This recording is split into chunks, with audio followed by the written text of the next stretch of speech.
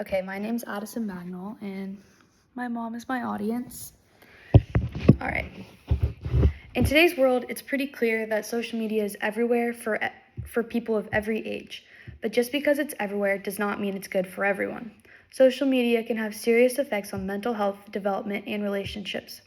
According to a study by Pew Research, 95% of teens between 13 and 17 have access to a phone, and almost all of them are on social media most of that time.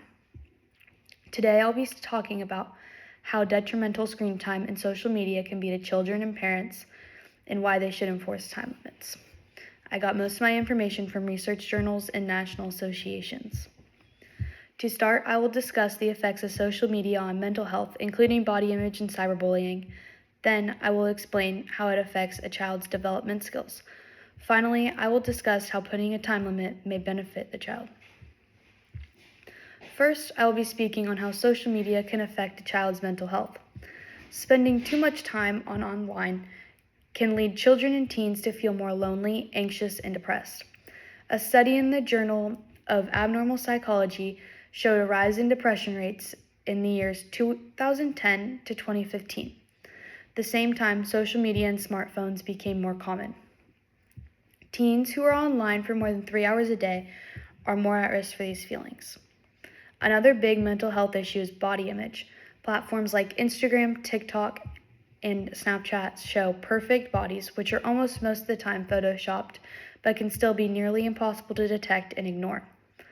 According to the National Eating Disorder Association, more than 40% of girls aged 6 to 12 have either been on a diet or were unhappy with their bodies.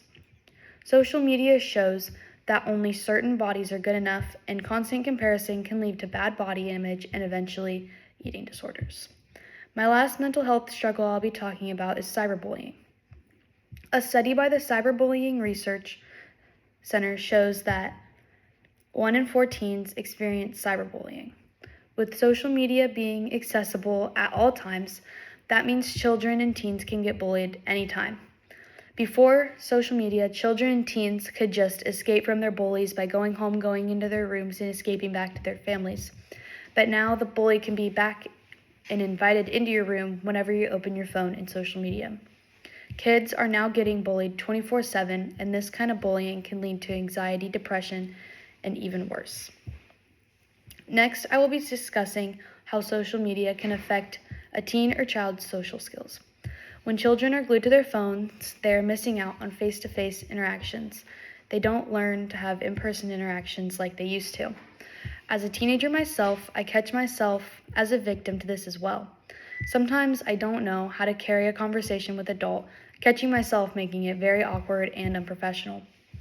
Without these social skills, children and teens could now grow up and struggle while in the workplace, not knowing how to handle conflict and teamwork. Too much screen time can also affect a child's or teen's ability to do schoolwork. A study done by Stanford found that constantly switching between different apps can cause children to have even shorter attention spans, making it harder to do schoolwork and pay attention in class. This could also be why it is harder to hold in-person conversations for teen and children. Now I will be discussing the solution and the benefits to putting screen time limits on children's social media. The American Academy of Pediatrics recommends that children older than 6 should have around 1 to 2 hours of screen time per day.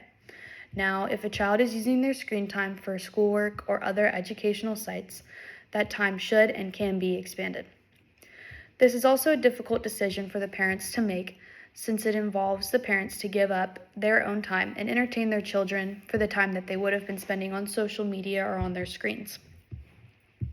They can encourage their children to exercise, hang out with family, or simply sleep more with the time that they were spending on social media. This doesn't mean simply taking away social media in its entirety. It does have some positive attributes. It can be a great way to connect with long-distance friends and meet new friends. But putting time limits on it can help create healthy balances and teaching children that there is more to life than just social media. In conclusion, social media will always be in our lives and will eventually be in the lives of our children and their children. But this does not mean that social media should be the center of our lives. Limiting screen time can help children and teens avoid mental health struggles and have them have better social skills. As technology continues to play a role in our lives, we need to make sure that we ensure a balance and never forget that social media is not always real. By setting in time limits, we are ensuring children and teens have a healthier and more balanced relationship with social media. Thank you.